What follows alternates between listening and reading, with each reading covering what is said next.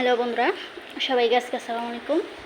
আমি আজকে দেখাবো একটা ব্লগ নিয়ে এসেছি। এটা হচ্ছে যে এখানে এই কুলবালিশটা হচ্ছে আমি কিনে নাই। দেখি কে বলতে পারবেন এটাতে কি আছে। আসলে আমাদের বাসা বাড়িতে তেমন জায়গা হয় না। আমার বাসায় একটা ওয়ার্ডরোব আছে, ওই পাশে আমার বাসায় কোনো আলমারি নেই যে আমি এখানে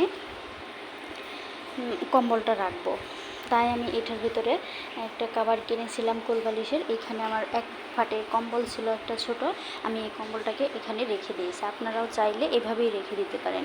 আসলে কুলবালিশটা দেখতে খুবই সুন্দর হয়েছে, সেটাকে সবাই পছন্দ করেছে এবং সবাই আমাকে বলছে যে মেয়েটার বুদ্ধি আছে।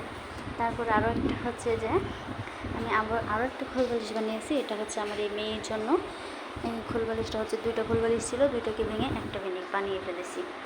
সবাই কেমন হয়েছে আমার এই কম্বলটা দিয়ে কুলবালিশ বানানো, সবাই কমেন্ট করে জানাবেন। আমার ঘরে রাখার জায়গা ছিল না, তাই আমি এভাবে রেখে দিয়েছি। সবসময় আমার দুইটা কাজ চলবে, কুলবালিশটাও হয়ে যাবে এবং আমার যত্নেও থাকবে।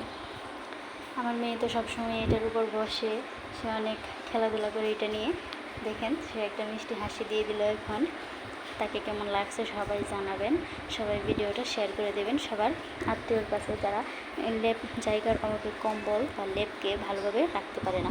এই একটা গাছে দুইটাই হয়ে যাবে, এক কাজে আপনার কুলবালিশও হয়ে যাবে এবং আপনার জিনিসটা গুছানোও হয়ে যাবে।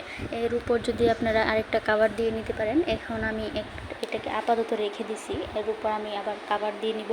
এই কাভারটা দেওয়ার পর আমি ওই কাভারটা ধুয়ে দিব এবং এটা সেফ থাকবে। তাহলে আমার এটাতেও ময়লা পড়বে না, এটার ভিতরেও ময়লা পড়বে না। যে এই কাভারটা দিয়ে দিব, পিলো কাভারটাতে আমি ধুয়ে নেব, তাহলে আমার এটা ভালো হয়ে যাবে।